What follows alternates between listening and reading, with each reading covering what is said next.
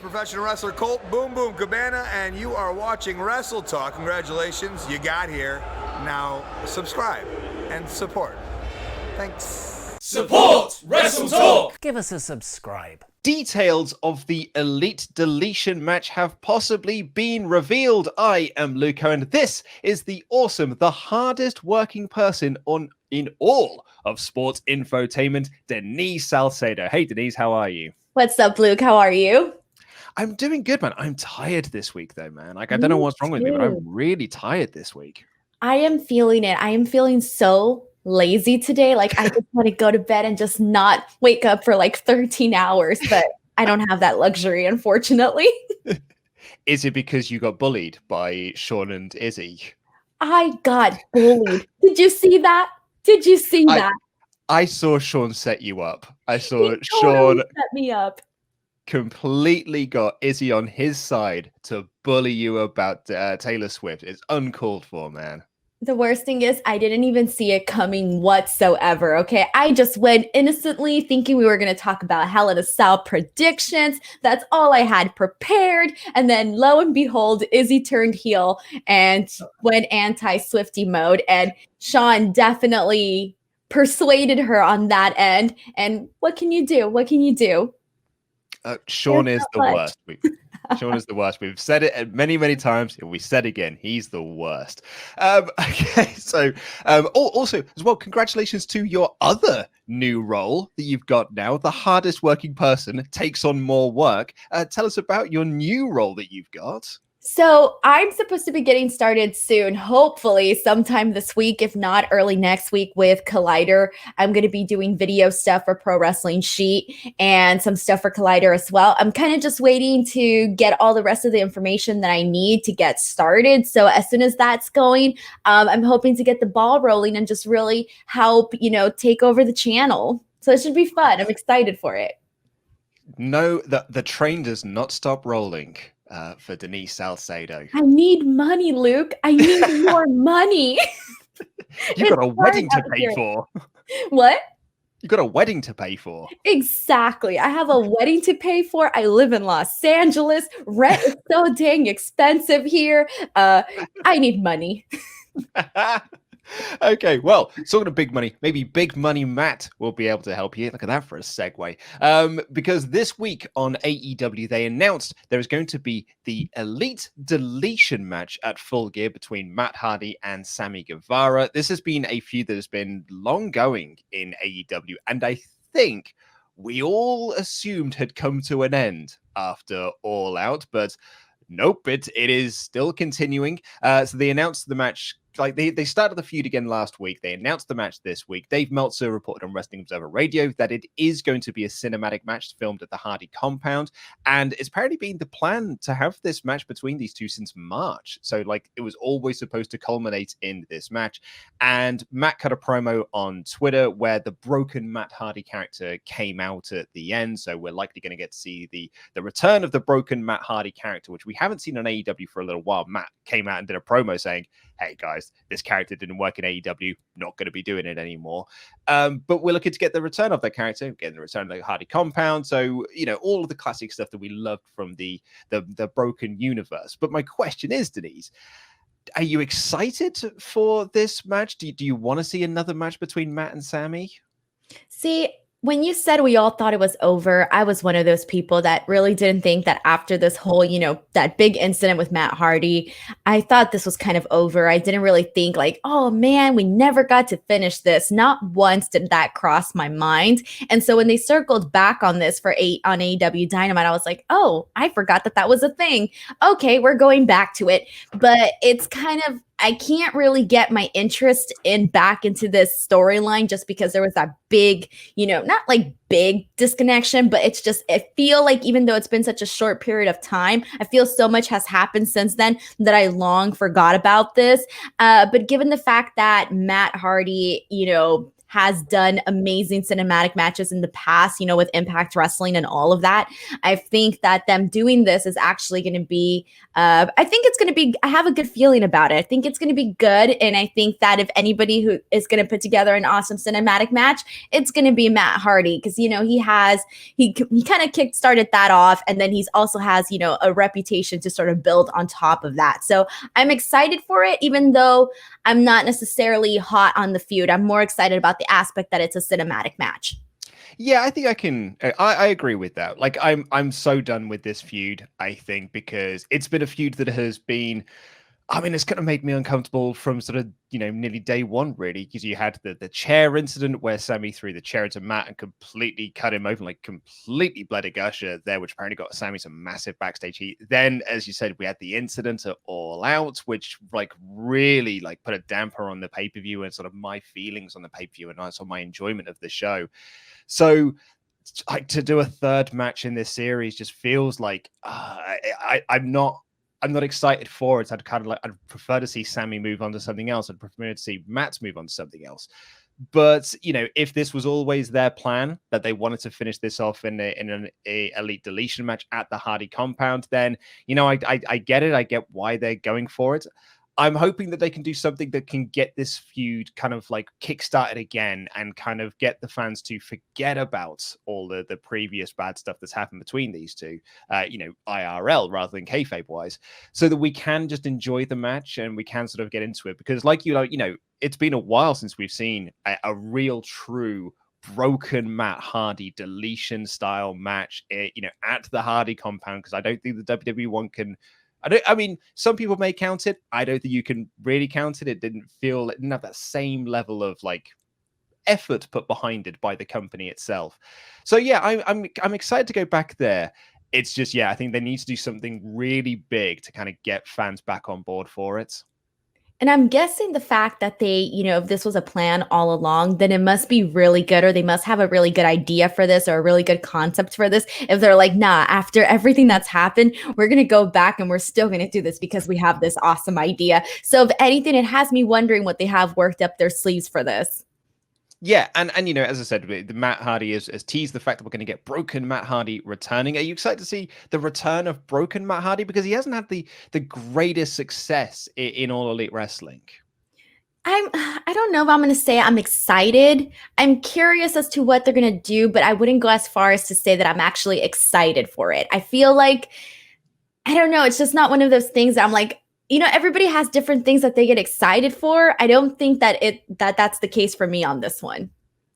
Okay, well, let's look at the ratings for both shows from last night. AEW and NXT had very big competition from cable news channels, as well as the second game in the World Series, which I think is baseball. That's a baseball thing, right? Yeah, it's definitely a baseball thing. Definitely. Okay, cool. I don't know, dude, because there's so many like American things that have various games of a tournament. I don't know. You were being serious? I thought you were joking. No, I don't know. Like I baseball, like the World Series, I know from Back to the Future 2. Like that is my cultural reference to it. Stop it. I can't the Cubs believe won it. the World Series. Because see, like here, even if you're not a fan of baseball or you're not like, you know, a diehard fan, it's such a casual thing to go out and do on the weekend. Like, hey, let's go to a baseball game. Let's eat and watch the game. And you always know the people that aren't really fans because they just go and have like side conversations. My only, like, we don't really have baseball here. My brother went to a baseball game in America and said it was the most boring thing he's ever been to in his life because it just never ended. That's what my grandma says. That was the first thing she did when she came to the country, and now she hates baseball. Like, she hates baseball so much because she went to a game and it lasted forever and they even had extra innings. See, I like baseball games because I actually understand baseball. And in Dodger Stadium, they have the all-you-can-eat section, and you can eat all that you want. Hot dogs, nachos, everything that you can think of. Oh, I miss the all-you-can-eat section. All right. Well, that I'm on board for, an all-you-can-eat section that I'm in for. Because particularly because like when you get food at like venues and stuff, dang, it's expensive. Like that's Oh really yeah. pricey. So if you could pay one price and get loads of food, yeah, I'll be in for that. But anyway, so AEW and NXT struggled against Game 2 of the World Series. AEW got 753,000 viewers, voters, down nearly 9% from last week, and it's the identical number that they did 2 weeks ago. NXT also down, but only about 1%, so basically the same viewers they got last week, 644,000 viewers. Yeah, I did get that right.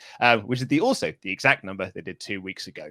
The World Series, for the record, did 9 million viewers on Fox. So like the first 2 hours of that went directly against Dynamite and NXT, so they got crushed. Can you imagine any wrestling show today getting 9 million views? Heck, even 8, 7, 6. I'll just keep working my way down. It is sad when you think about that. It is really, really sad. Every time like you think about like the ratings from like back in the day and you compare them to now, it's like, where did everybody go? Come back. Come back. That third hour drove everyone away. But yeah, before we get into the mailbag, any thoughts on both AEW and NXT from last night? I mean, God, they were both good shows. I thought NXT had 2 killer matches, and I thought that AEW did a lot. And I mean, we all have to talk about that musical number, which I saw your performance with Ollie. I couldn't stop laughing. It made my day. It really made my day. Thanks, man. Fun fact, we recorded that separately. Wait, you guys weren't together when you did this? No. We realized that we weren't going to be able to do it through like StreamYard, which is what we record our podcast through, because the delay will just make it impossible to edit. So we just recorded each bit separately, and then our editor spliced it all together. Oh my God. So when I saw that, I was like, first of all, they are so fast that they got this up and that they even came up with the concept and the idea to do this. But I honestly thought that it was like live on the spot, just not like live, but at least, done at the exact same time. So that is impressive. Kudos to the both of you for that. I mean, that was awesome. All you needed was the dancing at the bottom so we can see the feet. So, but it was. Oh, that would have made it so much worse because I cannot dance to save my life. Like that was at my wedding a couple of years ago. That was the thing I was most worried about, was dancing in front of my friends. Did you guys do dance classes? People do that before weddings. No. We like practiced like in our living room. Like my wife basically was just like, "This is what we're going to do," and I was like, "Okay." And it was just a lot of like shuffling. Basically, was what I did. Just moving back and forth. That's great. I would love to see you dance. One day. There is a video of it somewhere, I think. Because I think like Ollie did a video, because Ollie was, he was there with one of my groomsmen. I think he took a video of it because it was the start of a news episode just after we got married. I'll find it for you. Yeah. We need to see it. But what did you think though? Were you surprised when you saw Jericho and MJF do this? Like, because I didn't see it coming. Oh, dude, neither did I. Like I was saying on the AEW review last night, I got so snarky in my notes being like, oh, this is so clearly a fake restaurant. Like they haven't even tried here. But that was the point. I totally got worked. That was the point. Because then they like reveal the curtains to be this big song and dance number. I loved it. I laughed so much. It totally took me by surprise. I get why people hated it. I totally get that why it has been divisive, but I loved it. I thought it was so funny. Yeah, I was like, okay, if someone loves it, they really loved it. If someone hated it, they hated it. Like, there's really no in between. I don't think there's anybody who was like, well, I kind of liked it, but I kind of didn't. But at the same time, it's like, it's different though. And see, the fact that it surprised the majority of all of us, like nobody saw this coming, nobody expected it. That's what made it extra special. Yeah, absolutely. And yeah, speaking of surprises, Pat McAfee's back. Oh my gosh, that too. I forgot to mention that. I'm excited for him. People seem to really like him, especially after his showcase with Adam Cole. So, hey, why not? He's passionate. He's willing to put the work in. Let's see what he can do with this. Indeed. Right, let's dive into the Patreon mailbag. If you want to submit a question to the mailbag, all you've got to do is become one of our awesome pledge hammers on a Patreon at any dollar amount. Leave a comment in the community tab. Do not email me. I will just lose it. thank you to, I think it was Matt that tweeted me in the week to be like, oh, sorry, that was me that emailed you because I always get it the wrong way around. Am I supposed to email you because you'll lose it if it's on Patreon? No. If you email me, I will lose it. I'm bad at my job. Leave it on Patreon. We have got a ton of mailbag questions to get into, so let's dive right in. Robert Ray says, a few weeks ago, I asked if you could ever see WWE doing a Big Four pay-per-view in the UK. I know this is very unlikely if the UK ever allows fans back into sporting events before America does, but do you think Vince and WWE higher-ups would consider doing a WrestleMania or a pay-per-view in the UK if they knew 100% they could have fans attended and sell out? All I read is Vince wanting to bring fans back in as soon as possible. I just feel like I see it if it's going to happen anywhere, I see it happening in Florida more than any place else. Yeah. But if it was like a 100% sure thing, I don't know. That's such a difficult question because you have to think about, okay, if it's 100% allowed there, but over here it's still not, and we're still in a bad situation, then it just doesn't seem like a good idea, even if it is allowed someplace else. Yeah, I think it would have to be a case of that Vince was never like they told him categorically, you will not be allowed to have fans in for WrestleMania. But if you did it over in the UK, you could get 100%, then maybe. But that would be the only way I could see it is if he was told categorically no. But like, as you say, like, I think in Florida, we're likely going to have fans at WrestleMania next year. Just, whether it's 100% capacity, I don't know. I kind of hope it's not because we are still very much in a pandemic that is not slowing down. But yeah, I still think it's likely going to be in America first before it's in the UK. Yeah, I don't know. I see, this is hard because like part of me is like, I just want things to get better. But then the other part of me is like, Denise, nothing's happening. Everything's the same. Why do you have hope? So I'm torn here. I'm really torn. Callum says, after the CM Punk question in the mailbag, it went through my mind on how I would book him returning to the ring when fans came back. And the two scenarios that came to mind were him showing up number 30 in the Rumble or him answering the open challenge for Cody on Dynamite. My question is, which would you prefer?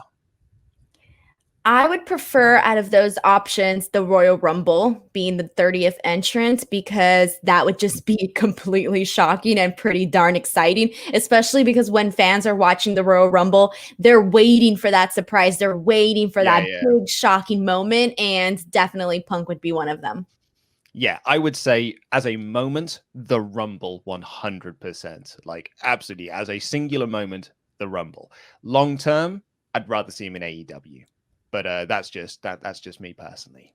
Well, I mean, they could definitely they could use them wherever. I think either way we'd be surprised. Jonathan Hedman says, hi, Team Danuke. Hope you're doing well. A non-wrestling related question for you. Luke, what's your favorite episode of Red Dwarf and why? For me, I really like Backwards, but I also have a soft spot for White Hole, which reminds me, would you like some toast? Denise, what's your favorite episode of your favorite show and why? Keep on giving us the great Danukes. News stories. Very nice. Thank you very much, Jonathan. Great question. This is what I like to see in the mailbag. Favorite episode of Red Dwarf. Funnily enough, Jonathan. So I saw this like in the week, and I was recording my other podcast on Thursday night, and I said to my co-host, like, we were just like, he just mentioned Red Dwarf, and I was like, oh, we'll cut this bit out of the podcast, but I've got this question about your favorite episode of Red Dwarf, and we ended up having a sort of like 20-minute discussion about our favorite Red Dwarf episodes. So I'm pretty loaded for this one. I also wrote an article about it for a website once, my 11 smegging favorite episodes of Red Dwarf. So I mean, Backwards, absolutely great shout. White Hole is also a really good shout. Gunman of the Apocalypse feels like a pretty obvious answer because it did win so many awards and it feels so non-Red Dwarf like. But I think for an episode that really surprised me, I remember at the time, and going back, it's Back to Reality when they find out that the Red Dwarf has actually just been a game simulation they've been playing all this time, and they've been playing, you've been playing the Pratt version of Rimmer this entire time. So Back to Reality is one that really springs to mind for me. You make Red Dwarf sound so great, and I don't know what it is. But it sounds like I should be a fan. Is it a sci-fi show? It is. It was a sci-fi sitcom from like the late 80s into the 90s. It's basically about a guy. It's a mining ship called Red Dwarf that's been sort of going out into space. And one of the characters, Lister, gets put into stasis. And while he's in stasis, there is a leak that kills every single person on board. And then he is woken up from that stasis like 3 million years later. So he is now he's the only person, he's the last human being alive. And so his only companions are his old bunkmate, who is a hologram, who he hates, and his pet cat, who has through the process of evolution has become a human. So like this the descendant of the cat that he had. So it is his hologram friend that he hates, this cat that is now a human, and a robot called Crichton that they pick up in series 3. This show sounds really depressing. I would not want to be in it. No, dude, it's yeah, you wouldn't want to be in this situation, but it's so funny because then it's basically just about like it's them trying to get back home and just trying to find and they just go on wacky adventures. So like backwards, they go to a planet where everything is normal life, but they go in reverse. So the classic line is Santa Claus, what a bastard! He steals all your presents and escapes up the chimney. That is interesting. I wasn't expecting that out of a sci-fi show whatsoever. But anyway, yeah, what's your favorite episode of your favorite show? Okay, so I'm thinking, all right, so one of the episodes that always makes me laugh is on Friends, and I don't remember the name of it, but it's the one where Ross goes to the tanning booth and he gets really dark on one side and then he doesn't get dark on the other side.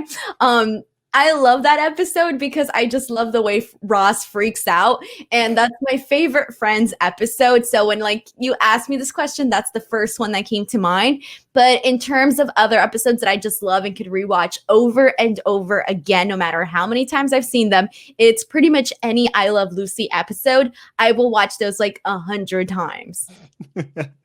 You didn't Mississippi? Oh, that's a great episode of Friends. Juan says, hola, greetings from Dominican Republic. Just became a pledge hammer. Love your content. Really enjoy when you have to say names in Spanish. Oh, Juan. Like Ollie the other day had to say, and I can never say Lij's name. And I don't, and he said it wrong again. And all of the comments are like, dude, come on. This is how you say it. And I was like, dude, just say Lij because we can never get it right.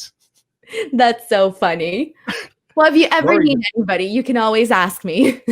Yeah, but dude, you'll tell us you tell me things all the time, and I still get it wrong because I just forget. My brain doesn't work that way. Laurie just used to say Los Ingos de Bananas outwardly say I don't know how to say this. So it's Los Ingobernables. Now you're messing me up. Los Ingobernables. I had to pause. I was like, wait, hold on. I'm not saying it right. Take it one step at a time. Juan says, I understand it can be quite difficult for you. Question is, can you name an exciting wrestling moment that made you cry? The most recent for me would be when Edge returned at the Rumble. I went full tears. I wanted to scream out of emotion, but couldn't because my parents were in bed already. Okay, so, I've mentioned this before, but Bayley Banks at Brooklyn, Bayley winning the title makes me cry every single time I've seen it. And I've seen that match a number of times. We were just saying that Izzy has turned heel, but I was full Izzy in that match. I was this balding 30-year-old Izzy watching that match. You just needed the little ponytail. Yeah. I've got the tiny amount of hair that I had left at that point. Makes me cry every time. See, I wish I was like that. I wish I was that kind of person, but I don't cry tears of happiness. Oh, really? When I'm happy, I don't cry. What do you do during Pixar movies? For me. What? What do you do during Pixar movies? They got so many happy crying moments in those. No, I can't happy cry. I sad cry. If it's sad, I will definitely cry. But if it's a happy thing, I'll just be like, "Oh, that's nice," and that's it. I'll move on. But I'll never cry. I can't. And so many people say "Oh, I'm crying happy tears," and I'm like, "What are happy tears?" I don't know. Nick Corvello says, "Hey, Team Danuke, let's talk about Mandela effect, shall we? Are you aware of the Mandela effect?" Yes. Okay, cool. So Chris Jericho's first stint is when he was feuding with Ken Shamrock briefly. I remember at the end of the feud, Jericho attacks Ken Shamrock during a promo in the ring on an episode of Raw, wearing full hockey gear, jersey, and pads. The final move in the attack was Jericho putting Shamrock on a table in the ring and doing a top rope splash, putting him through said table. I remember being sold as Shamrock suffering internal injuries due to the hockey gear and the table, Shamrock being rushed to an ambulance. I waited for word on Shamrock the following week and none came. I was extremely confused at the time, and even more so when it found out a couple of months later, Shamrock was no longer with the company for real, and I wondered why there was no payoff. Throughout the years, my brother and I have talked about this moment, but anytime I talk to anyone who was a fan around that time, no one remembers that feud or moment. So I have to ask you, is it something you remember seeing or hearing, or is this a Mandela effect to me? So what other wrestling Mandela effects, aka things you remember vividly that others don't remember, have you experienced yourselves? Oh, I don't know about the second half of that question. Have you ever had any wrestling Mandela effects? So for the first part of his question, it's funny because everybody always just remembers, everything with The Rock and Jericho, like that being like his first thing. So I think a lot of people do forget the whole Shamrock thing. But do I ever have a Mandela effect? Like something that I remember? No, you want to know why? Because I have a terrible memory. So if I remember something, it's something that everybody remembers too. Like I don't remember that one special nuance that only like 5 people remember. But I'm sure like if something were to come up, then I will be like, oh, okay, yeah, like, depending on the conversation or whatever. Yeah, I don't think I've ever had any personal Mandela effects in wrestling. I wish I could, though. I really wish I could give that answer. Although, I mean, really, the best way to find out, Nick, is just go on the network and just, search for Ken Shamrock and basically find his last Raw appearance. Like, that'll be the best way to help you remember. Marcus, Sol Campbell, what are your predictions for Bound for Glory? Do you guys think we'll see any surprises? I think Brian Myers said that we're likely going to see more WWE or ex-WWE debuts at Impact this coming Saturday. But what are your predictions for the show? So I think we're definitely going to see surprises in the Call Your Shot Gauntlet because they usually do have those for that. So I think we'll see them there. And then in terms of my predictions, I mean, I'm really looking forward to Eric Young, Rich Swann. I do think Eric Young will retain. I'm interested, actually, the match that I'm most interested in because I'm kind of torn on who I think is going to win. It's the 6-way scramble match. I don't really know which direction they're going to go. My pick is TJP, but part of me also thinks that they might just keep the belt on Rohit, or they might just completely try something new and go with Jordan Grace. So I'm kind of a little bit torn on that one. I think they're going to go with Grace. You think they're going to just do it? Yeah, I think they're just going to do it. Just put the belt on Grace. Like, I think it got when they did sort of the fake title change and everyone thought that she had won the belt, like, sort of Twitter blew up from it. And I think if you are trying to get people to get some eyes on that product, what better way to do that than to put the belt on Jordan Grace and to be like, hey, look at this. Look at what we've done here. And she's so good. Like, she is an incredible talent. I think that would be a really smart move on their part to put the belt on her. I also, I think that the Machine Guns are going to retain in the 4-way title match, but part of me does think part of me thinks that they may put the belt on Good Brothers, but they are Quizzlemania tag champs, so why not put other tag belts on them? So I as much as I'd like to see them win the belts, I think that the Machine Guns are going to retain there. I just think that the only reason why I'm not picking the Good Brothers is because I think that they don't need it. They have so much going on right now. Like, they're literally working on a million things. And like you said, they are Quizzlemania champions. But I do think that it would make more sense to keep it on the Motor City Machine Guns. Plus, they still can do so much more with them as champions. And like I said, I don't think the Good Brothers need it right now. Yeah, no, I completely agree. Philip Dumas, been a subscriber since 2017, on and off again, Pledgehammer, love you guys. 2 things. 1, clever nickname on my shout out. Could it possibly be changed? Yes, it can. Support at WrestleTalk.com, and I'll flag that up to Peter. 2, I remember you and Ollie did a fantasy booking warfare on how you would book Roman Reigns. Ollie got it pretty close if you go back and watch it. Thanks again for all the content. Love you guys.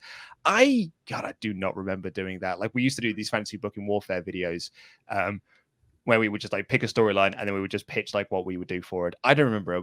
half of the ones that we did. I'm pretty sure we did loads of them, and I don't remember a single one of them that I did, with the exception of Aleister Black is the new leader of the Ministry of Darkness. That was pretty much the only one that I remember. But you fantasy booked who knows what, and you have no idea. What if you got like several on them, like right on point, and you're not claiming the idea? I know, right? People tell me, did I get any of them right? Did I do really well? RLT Sandwich, what is a wrestling moment that gave you goosebumps, or a moment that still gives you goosebumps to this day? I was scrolling through Instagram, saw the moment when Drew McIntyre eliminated Brock from the Royal Rumble and the crowd lost their S words. I think mine is super predictable, and it's the Undertaker Brock Lesnar, just because that was honestly like one of the most shocking moments in wrestling that I can, especially recently recall. So I feel like that one, I'm still like, oh man, I still remember how I felt during that moment. I still remember who was in the room with me. I still remember, the people that I was watching with, what their reactions were. And so given that I remember all of that, I would say that's a moment where I still, like, every time I see it, I sort of have to like replay how I felt about it.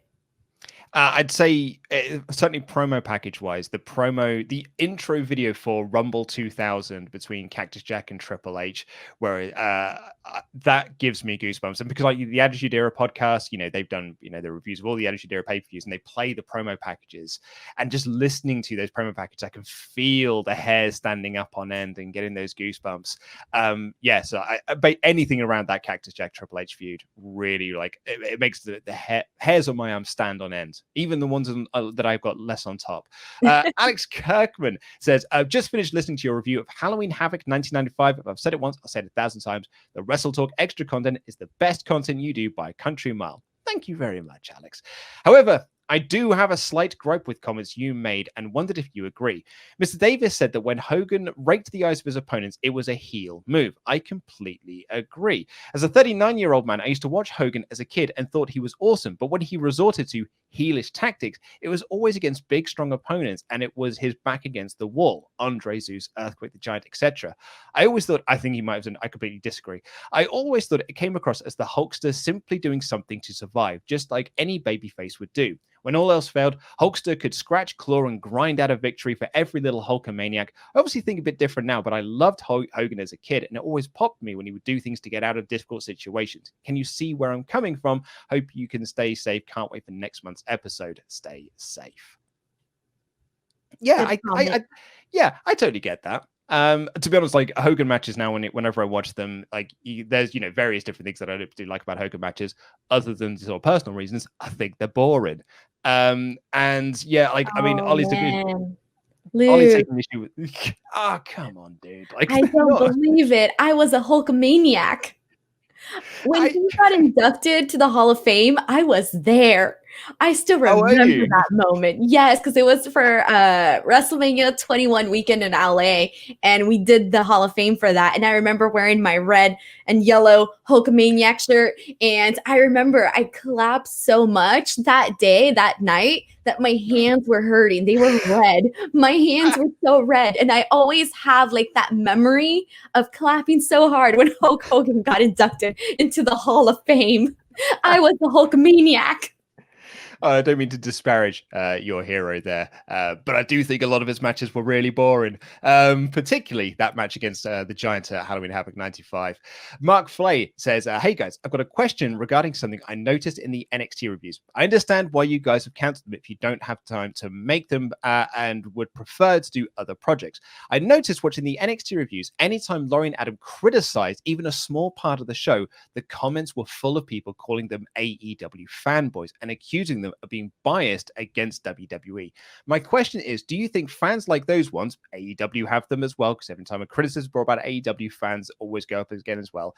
Do you think that they, where's the question? Do you think toxic fans ever put you off criticizing segments?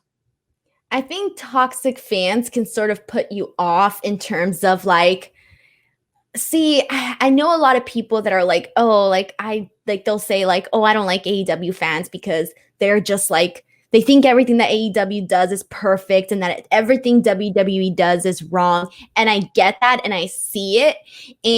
But I can't necessarily say that I agree with that because not everybody is like that. But there are those very toxic people that can sort of give people a bad reputation. And it's also the same thing with WWE. You know, you have people that are like, oh, they could do nothing wrong or whatever it is. And so you get it from both sides. I just think that at this point, it's like, all right, let's get over it. Let's get over it already. Let's just continue on. And we spoke about this last week too, where we really talked about toxic fandoms and how it's just, you know, kind of dumb, especially when certain things are being brought up. But I don't know if it puts me off from certain segments. I do think that sometimes people overpraise certain things just because it's done in a certain promotion and attack certain things because it's done in another promotion. And I'm not a fan of that. Yeah, I totally get that. Like I mean, we see it every week when we do the live Raw show and the live AEW show. The live chat, we speak to our moderators about this a lot. The live chat for Raw is usually everyone being like, this Raw's mostly bad. Like we're not enjoying this show at the moment. And you have AEW fans coming in there to be like, Raw sucks, AEW is the best, which is, you know, it's just sort of like you don't need to be sort of leaving those sorts of comments. It's just, you know, talk about the show that we're watching here. But when it comes to the AEW live stream, there's sort of army of WWE diehards that invade the AEW stream that just go in there to rile up AEW fans and sort of like rile up the chat to be like, AEW sucks, this sucks, this sucks, this sucks, WWE is the best, they can't draw ratings, this, that, and the other. You see it in replies to Alvarez's weekly tweet about, here are what the ratings are, here are some facts. I think the toxic fandom really, like the question from Mark says, the toxic fandom can make me question about criticizing certain things. A great example of this, as you said, last week's episode, we talked about, you know, is AEW in danger of becoming WWE? It was just a question that we thought would be a very interesting topic to discuss. And we had a really, really good discussion around it. And reading the comments have been very interesting as well. But that video is the most disliked video that we have put up on WrestleTalk's channel. Is it really? It is, yeah. It has like a 15% thumbs down ratio, which is huge. Like our average is about 2 to 3%, but like it's like 15. And that is people just seeing the title, seeing the thumbnail, and instantly giving a thumbs down to the video without actually watching the context of it. Ollie and I like had to have this discussion being like, yeah, we can't do anything like that like for a while. Like, you know, last year we had a lot of people having a go at us for clickbait. So we was like, we can't go this again. We can't do anything that's kind of like, you know, that could be getting people, that could get these sort of reactions out of people. What I wanted to do this week, I wanted to talk about the Alex Silva injury. Like I wanted to be able to do a video on that and kind of discuss this because it's what everyone's talking about. But I kind of got gun shy on it because YouTube algorithms dictate that we can't have too many thumbs down. So I was like, well, do you know what? We'll play it safe and we'll just talk about the Matt Hardy deletion match instead. See, and that makes me so mad, okay? Because as people that are on-air personalities, we're coming out here to discuss something, then obviously just because a title, you know, we're not saying AEW is turning into WWE. That's not what the title was. It was a question that was posed. And so the fact that it got so many dislikes, it's kind of like, take a second and actually hear what people are saying, because not everything is black or white, hot or cold. Things are in the middle, and it takes a lot of the fun. If you're a person that it's like, oh, I'm anti-WWE or I'm AEW, so I can't enjoy this other thing, that's just a waste of time and a waste of energy. Like, I will nitpick AEW and NXT like equally. And I do get that because I remember this one time on Twitter, I just tweeted like, oh, NXT is on, or blah, blah, blah, some basic tweet about NXT being on. And somebody put like, who cares? I'm watching AEW. And it was like, all right, great, whatever. Or just like little things like that. Or I get people like on Instagram that will be like, something totally unrelated, and they'll be like, are you an AEW fan, or is this person an AEW fan? I'm like, why are you asking that on this photo? It has nothing to do with this. And so I do think that sometimes people can get a little I think the reason is that sometimes people are such a big fan of something that they don't like other people attacking it. So they feel they have to be defensive. And so maybe that turns people that way. And I think it's the same thing for WWE fans. It's like, okay, I've been a fan of this company this whole long. And now all these new kids are coming along and basically trashing this company. Well, I'm going to get defensive and now I'm going to fight back. And now, even if you draw criticisms of whatever company it is, all of a sudden you're like, oh, well, you're on the AEW payroll. Oh, well, you're a WWE shill.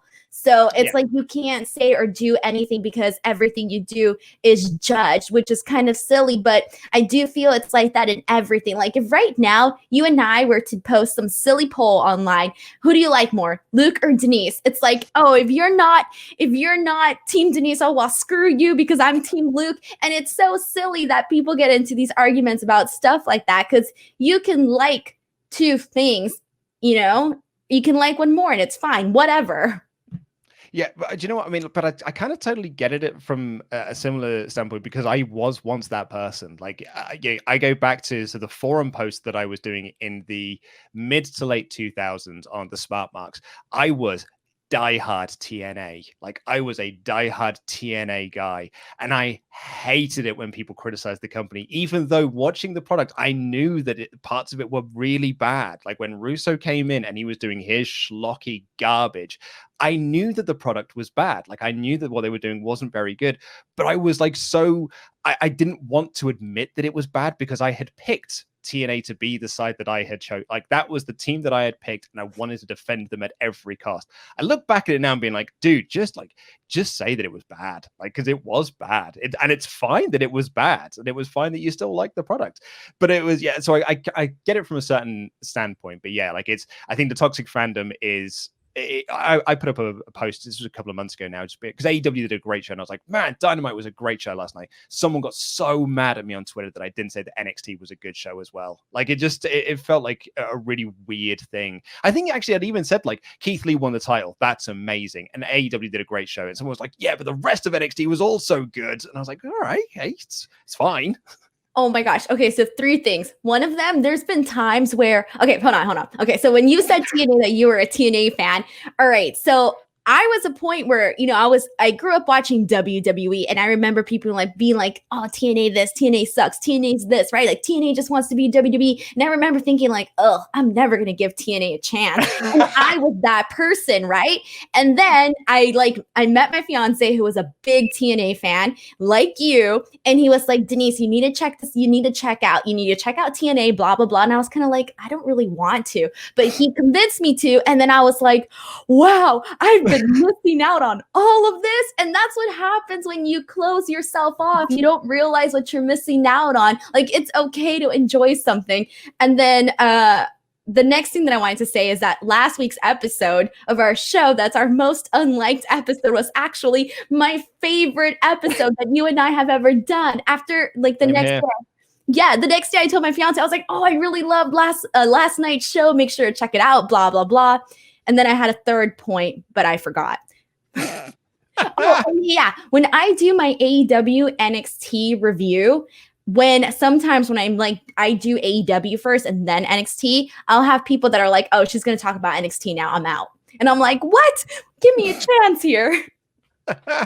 We used to get that with so back in the day when me and Ollie first started doing the podcast, we used to do Raw and SmackDown on the same show, and there were people who got really hot that we'd review Raw first rather than SmackDown, because SmackDown was the better show. People were like, why aren't you talking about SmackDown? SmackDown's the better show, talk about that one first. So like there's even toxic fandom within WWE fans themselves about which is the better brand. Oh my God. See, you can't please everybody. You just can't. I'm so sad that our show got disliked. That hurts my feelings. I'm hurt. Flaming Live says, this one is kind of for you, Denise, but you can answer it if you like. What is the most surprising Twitter block you've ever received? Mine is from 2015. Taylor Swift blocked me. I said that if she got married, her career was over because most of her songs were about breaking up with boyfriends. She saw that and blocked me for it. Well, first of all, I'm sorry to say this, but if you got blocked, you kind of deserved it. In a really nice way, you deserved it. And I've never met anybody who's ever been blocked by Taylor. So that's pretty interesting to hear. But I actually have this really sad story. So a couple months ago, I did a giveaway. I was doing a giveaway on Twitter, and I was giving away Taylor Swift cardigans. And I selected a random winner. I emailed her and I said, hey, look, like you won, but just heads up, just know that I think it was size small was out. And I told her, like, let me know what size you want. The website says they have medium and large left, whatever. And then she wrote back to me like, oh, I'm sorry, pick somebody else. Like, I can't take it because I only want to be a size small. And I was like, oh, okay then. So I was going to write back to her saying, are you sure? I go on and the girl blocked me. Keep in mind, I was going to give her a gift out of my own pocket, my own money, and she blocked me. So I ended up picking 3 other people, and they didn't block me, so I was very happy. But I got blocked because I was trying to give somebody a gift. That's my most shocking block. And I've been trying to get blocked by Kim Kardashian, but it hasn't happened yet. And I've been trying to get blocked by Kanye, but it hasn't happened yet. I'm going to wear those with pride if I ever do. I think the most surprising Twitter block was Baron Corbin blocked me, mostly because I didn't even know he had a Twitter, and but he blocked me anyway. And the only reason I found out is because people kept tagging me in posts that he'd made, and I was like, I'm not seeing anything. Like I'm not seeing any posts whatsoever. And then like there was a news article that said like Baron Corbin posted this. I was like, okay, I'll go to Baron Corbin's Twitter and I'll find out what it is. Oh, I'm blocked. I can't now find out I can't find out what the tweet is. That is so mean. Does it hurt your feelings? Like if you get blocked by someone? I don't know. It hurt my feelings. Because I didn't know what I did, or I didn't even know he was there. The one that kind of did hurt my feelings a little bit though is when I first started with WrestleTalk. It was in the lead up to my wedding, and my wife's half Welsh. So I wanted to do a bit of my wedding speech in Welsh to her Welsh family. I thought it'd be a fun thing, just a couple of sentences. I'm very bad at doing languages, as we've talked about on this podcast before. And I was really struggling, and I couldn't do it. But this girl had reached out to me to help me, and so she was kind of like doing some coaching. We were like DMing back and forth, and this, that, and the other, and it was really, really helpful. And then a couple of months later, I just went back to thank her for her help and just say, oh, actually, no, I didn't get around to doing it in the end because I kind of bottled it. And she blocked me. And I've absolutely no idea why. That is so mean. What's wrong with people? What's wrong with people? I don't know. I must have said something on Twitter or on a podcast that made her block me on Twitter, but I have no idea what I did. She can mute you, unfriend you, but why block you? That is just savage. But I haven't been blocked by a famous person that I know of. Okay. I just hope it's not someone that I like, though. That would be really sad. I might cry. Also from Flaming, Dolph Ziggler is the most underrated wrestler in WWE. He sells better than anyone. His promo skills are on point. He doesn't have a problem putting anyone over. He's got the athletic skill to match up with anyone cruiserweight to super heavyweight. He's got a build that Vince likes. So why does he not get the respect he's earned and have a nice long run with any title? I would imagine is because Vince has pegged him from day one as you are a mid-card guy. You are not one of my top stars. He was typecast and he never stepped out of his comfort zone. That's the unfortunate truth. Or speculation. Not says, speculation. That's going to get you blocked on Twitter. Exactly. Says, is Lashley the worst husband ever? How many times does Lana have to go through a table before he shows some concern? Wait, they never had a divorce? I thought they did get a divorce. I mean, they didn't do it on TV, but I'm pretty sure like Lashley came out and said in a promo, we're divorced now, by the way. I don't remember that. And I watch Raw I review Raw every single week, and I don't remember. I remember like MVP starting drama between them and him basically saying like, stop coming out, to ringside with Lashley. But that was it. I don't remember there being an actual divorce. They certainly didn't do a segment about it, but I'm pretty sure Lashley said in a promo at some point, we're getting a divorce. And I think that was just it. And then they just dropped it. So yeah, that's why he's showing no concerns for her. Even as an ex-husband, come on, you should honor the time and memories that you had with your wonderful wife. Why not come out and rescue her? Denise, he's got business to attend to, hurt business to attend to. Reese says, it's Hell in a Cell time. Looking back at the last two, an unfortunate tradition has started with the once fabled match. The last Hell in a Cell match on the show will end via ref stoppage or by DQ. Do you think Orton versus Drew will be the one to get end that way this time, or will it be Banks and Bailey or something less logical? I said this in the prediction show. I think that Orton Drew is going to end in some sort of DQ or ref stoppage when the Fiend interferes. You think? Yeah, I think the Fiend's going to come out the mat or something. I hadn't put much thought into this because I do think that Drew is going to win, and I think Bailey would win against Sasha, but I don't know in terms of this actual question. So I guess we'll just have to wait and see. Chris says, hi team Nuke, hope you're both well. If there were actual crowds in WWE right now instead of the Thunderdome, do you think creative would still confuse things with storylines with the shoddy writing going on right now? This has got to be the worst Raw has been in a hell of a long time. I think Raw has been worse than this. Like I go back to when Kevin Owens and Roman Reigns were just feuding forever over the Universal title. It just felt like it was the same episode of Raw every single week. I think that was probably worse than what we're currently getting at the moment. I also think creative would be exactly the same now as it was then. We just wouldn't have Retribution because that was, a panic move to try and battle rating fallings.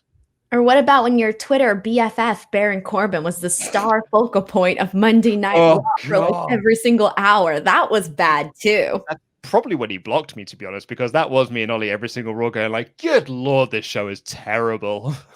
Maybe that's when he blocked you. Oh God, I forgot the question. So if there were fans, do you think creative would still be bad? Oh, okay.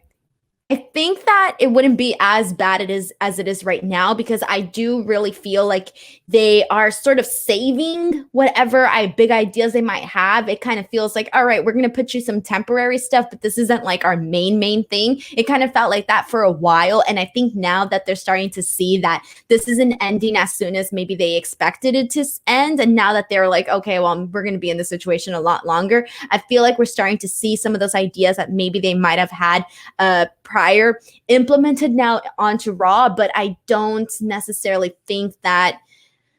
Yeah, I think with the people, it would have helped, definitely. Yeah. Andrew Donnelly, I'm watching some old Attitude Era footage and I forgot how many signs fans had. Do you miss signs in crowds? Do you remember any particular favorite signs? Mine will always be the one at One Night Stand. If Cena wins, we riot, draped over the balcony. Yeah, I always kind of felt bad for the people behind those that have signs, though, to be like, hey, I can't see the ring now because there are so many signs here. But yeah, you watch those old intros to Raw and there's just signs everywhere. Like, it was crazy. Did you do signs?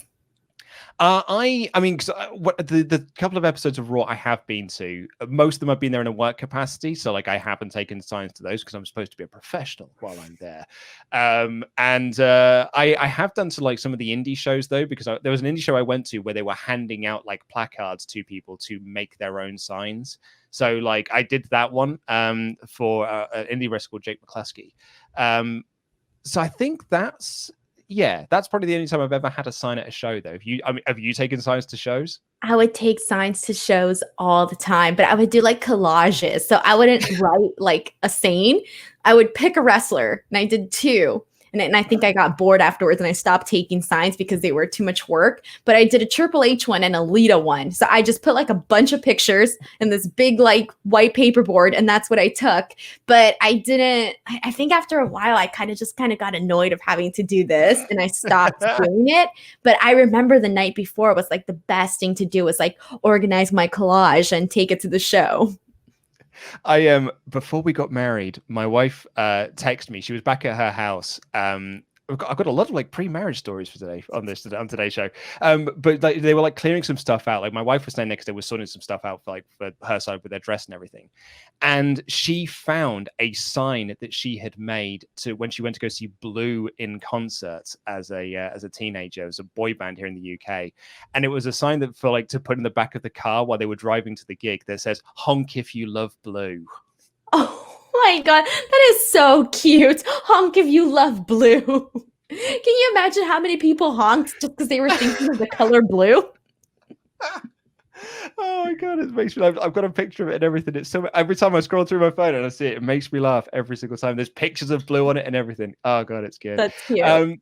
My favorite sign I've ever seen at a wrestling show one is I can't remember which WrestleMania it is, but there's a moment when the camera is just panning past a group, like past the crowd, and someone has a sign that just says "Monkey Tennis," which is a Alan Partridge reference. Is like he's in a meeting with this BBC executive and he's just pitching ideas, and he just runs out of ideas. And he just goes, "Monkey tennis," and someone took a sign that said "Monkey Tennis" right on it, and it makes me laugh every time I see it. That's so random that some random stranger would also think the same thing and put it in a sign. Jobber JJ says, "Hello, Team Danuke. Denise, it was great meeting you. I was super nervous. My question is, how do you handle the nerves when interviewing big names like Stephanie McMahon? Have a nice day. Jam that jam." Oh man. It's more of like I'm so excited that I kind of get the nerves out of the way. Like I'm always really nervous before covering an event, but once I get started, like once I get the first interview out of the way, I'm good. I'm like, okay, the only time I'm ever nervous doing an interview is if I don't remember all of my questions inside my head, because I remember all of my questions, or at least the topics of what I want to discuss with somebody. And if I don't really remember them, that's the only times that I kind of get a little nervous, or I'm like, oh snap, like I was going to ask this person something, but what the hell was it? But usually for those events, I pretty much have them down, and there's nothing better than like doing a good job after these events, and like the feeling that you get afterwards. It's like, ooh, like, I don't know. It's really fun. Really fun. Yeah.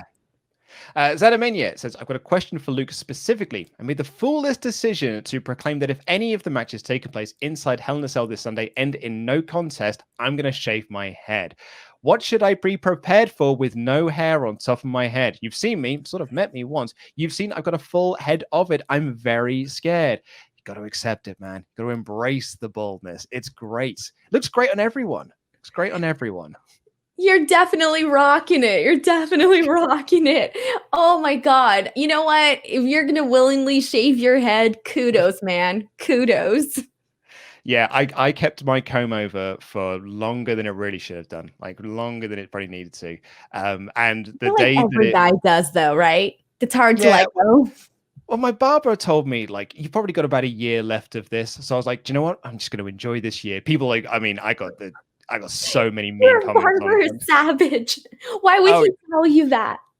But I mean, because I asked him, I was like, you know, how long do you think I can keep this up for? But I used to get so many mean comments on YouTube videos being like, dude, your hair is a mess. Like, and people used to really rag on the fact that I was going bald. So going like just shaving my head was like the best thing I could have done. But the day I decided to do it is when I went to go and get my hair cut. And the lady who was cutting my hair, I told her what I wanted. And she just sort of took a step back, looked at me in the mirror, and was like, you do realize this isn't working, right? And that was... Wow, that's really mean. And that was it. And I was like, yeah, I think it's time for it to go. I think I need to just shave my head. I need to just take the plunge and do it. These barbers down where you're from are really, really mean. They just tell it how it is. This is what I get for getting my hair cut in central London. Lawrence says, after watching Metrobution get their butts handed to them and Asuka running away from Baszler, I've got to re-ask an old question about the nature burials. To us fans, it's just a hobby, but to Mia, Ali, Dijakovic, and everyone else on the roster, this is their life. They must realize that the stories they're given aren't working and their characters are being buried. My question is, do you think wrestlers know that they're being buried? Does Vince or someone in the industry or the authority tell them that the characters will be buried? Has anyone at WrestleTalk ever heard an old-timer talk about the company burying them or other people? Last one, do you see in a way if they just don't care, or do you think that they do care and they can't do anything about it and then they want to leave the company afterwards? Well, I think like Ricochet has posted up on Twitter before when people have said like, dude, your character is being like buried, like they're not using the way. He's just like, I'm just happy to be on TV. I'm just happy to get a steady paycheck and I'm being on TV, and that's fine for me. So I think for some people it's fine, like it is just a job for them. I think there's like you know, we've seen from Miro, and he's been very open about this. He hated the way that his character was treated and was very happy to get out of the company and go to AEW, where he's got this creative freedom, which is apparently to feud over arcade games. So yeah, I think for was that a shot? I it was a little shot there. Yeah, it was a little bit. So yeah, I think it very much depends on the people. I will say though, I don't think that Asuka was particularly buried on Raw. I think she made the smart decision. Like she'd escaped the beatdown she was going to get. She realized she was in a 2-on-1 situation and made the right move to get out the ring at that point. I don't think she's been buried. She just hasn't been treated like a proper champion. Exactly, I agree. Yeah, completely. So yeah, so I think it very much depends on the person in that one, Lawrence. We'll do a couple more of these. Big Chris says, "Hey guys, what's your favorite Halloween costume you've worn over the years?" Mine was when I went as Wolfpack Sting as a kid. Have a nice day, jam that jam. Now this is a big question for you, Denise, because I know I've seen you've done some big Halloween costumes over the years. You saw those? Yeah. Non-wrestling related, my favorite costume was when I dressed up as a magician as a kid. And then wrestling related, I really enjoyed being Triple H last year for Triple H King of Kings. That one was really fun, and it was a costume that I had been wanting for a long time. What about you?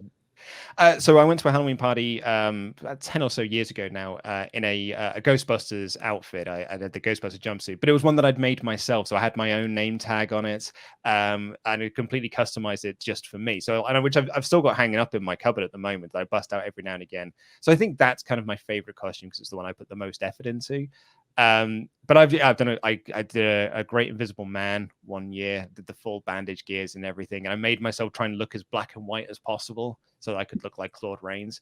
Yeah, I if I'm going to do a Halloween costume, I'm going to go all out. Like I really like it. And the DIY ones are usually the best ones. Like they don't come out perfect, but you know what? You put some effort into them. I did Pippi Longstocking once. It was awful. I did such a bad job. Oh, I've got to send you, like, when we get off this call, I've got to show you my wife and I are doing a Halloween quiz tonight for our friends, and we're getting in Halloween costumes for it.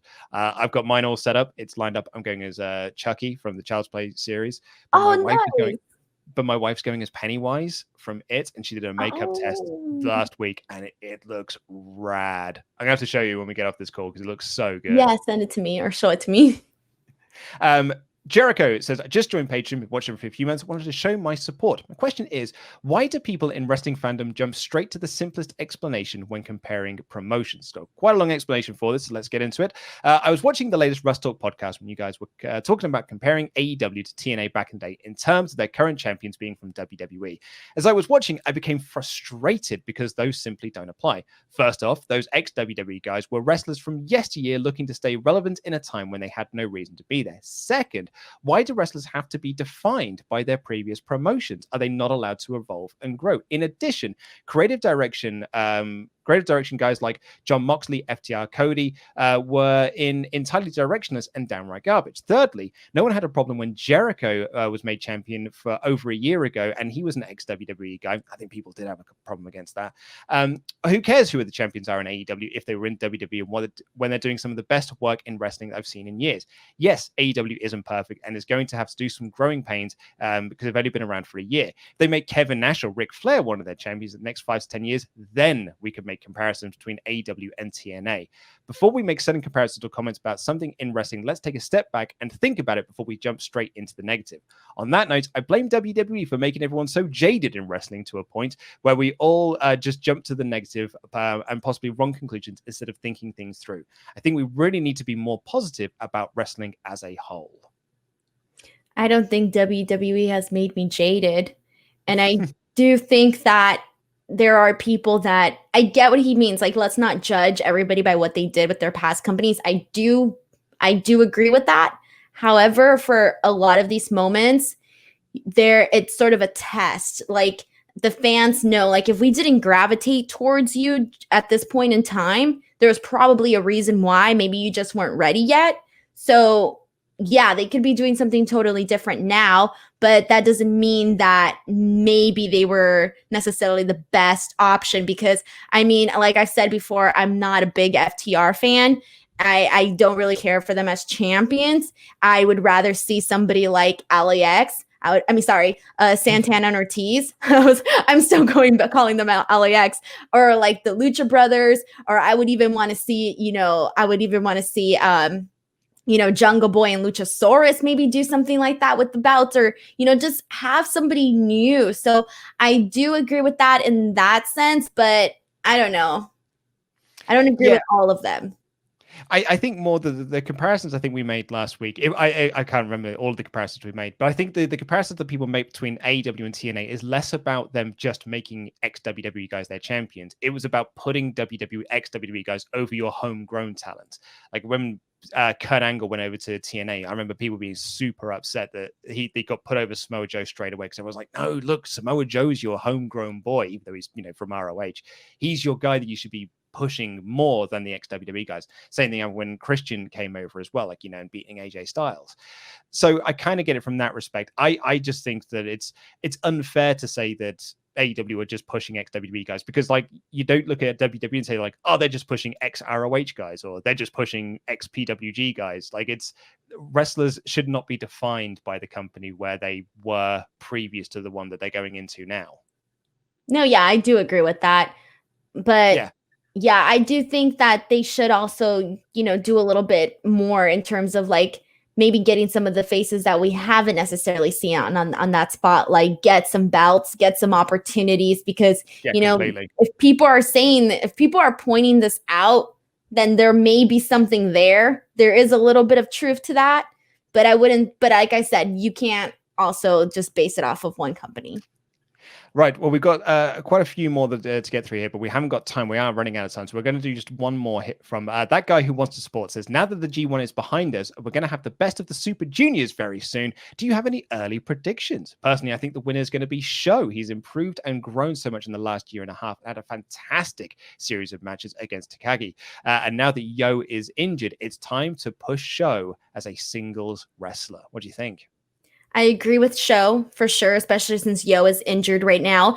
And then I do hope to see Dragon Lee return. I know we haven't seen him since the virus started, but if he does return, I would also like to see Dragon Lee. I think, and I think certainly with Takahashi as well. And very lastly, actually, because this was quite one that's jumped out to me from Brian Heath, said, my question isn't more of a wrestling question, but a life question. What is something you've learned about yourselves during this lockdown era of life? That's a loaded question. I learned, I don't know. I learned that I could do a lot more than I expected. Oh, yeah. I mean, you are so busy. Yeah, I would say maybe that. I wasn't expecting to actually have work during all of this. I was very, very like depressed about this whole situation, like right at the start. I mean, Luke, I was on freaking unemployment because I lost all of my work, everything when this all started. So, I mean, kind of seeing where I was at the beginning and where I am now, it's a big change in a couple of months. So I don't know if that's necessarily something that I learned for myself, but it is something very different. And then also I've been getting more in touch with like I guess you can say my feelings, because I've been listening to more like different artists. I've been listening to like Lana Del Rey, which I just became obsessed with Lana Del Rey. And Lana Del Rey has taught me that it's okay when you're sad to really, really, really appreciate those feelings for what they are. I mean, probably not quite as deep as yours. I do like baking. I've learned that through lockdown. I gave such a deep answer, Luke. You can't leave me here. I poured my heart out to a million strangers watching this show, and now everyone knows that I get sad. And you give me baking? That is not a good enough answer. I did. I like baking, man. That's what I've learned. Me and my wife like to bake together. Such different answers. I wish I wouldn't have said everything that I said. I really opened up here. Okay. Right. Well, me and my wife also really like each other. Like that's something we very much we said like during very early doors of lockdown. We looked at each other like, God, it's a good job we like each other a lot, and we like spending time together, because if you don't, like, this would suck. Like, this would suck if you're in a room with something you don't like. But we love hanging out together. I would pick to spend time with her over anyone else on this planet. So being locked down with her was just like a good reminder of just like, she is ace. And you like spending time with her. I'll take that answer. I'll take it. But also baking. Anyway, that's what we've got time for. Our this edition of the WrestleTalk podcast. Sorry we didn't get through every single person's mailbag questions. We'll save a few of these and put them into next week's mailbag. But for now, please do click the videos that have appeared on screen right now to catch up with the latest awesome WrestleTalk things. Click this button here. That will take you over to Denise's channel, Instinct Culture. Go subscribe there for amazing work that Denise is doing. Go and follow her on Twitter as well. Have you reached your target yet? Not yet. Help her get there, guys. Come on. We know you're watching. Help her get there. Thank you all so much for listening. I will see you next week. Bye.